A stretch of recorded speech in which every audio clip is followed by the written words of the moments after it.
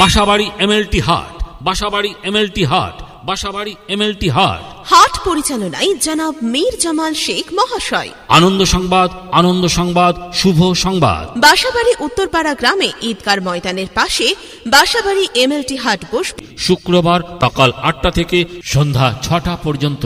এখানে যে সকল ব্যবসায়িক প্রতিষ্ঠান ব্যবসা করতে ইচ্ছুক তাদের সকলের প্রতি রইল সাদর আমন্ত্রণ।